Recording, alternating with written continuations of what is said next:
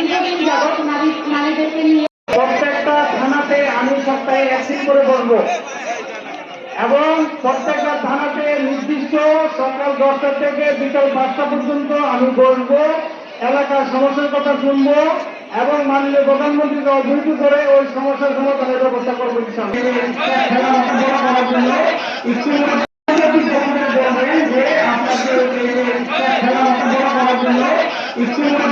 ভাবে হতে পারে সেই জন্য উদ্যোগ আছি কমিটি এবং অন্যান্য মুসলিম লীগ সকলের পক্ষ থেকে আমাদের সহযোগিতা চেষ্টা।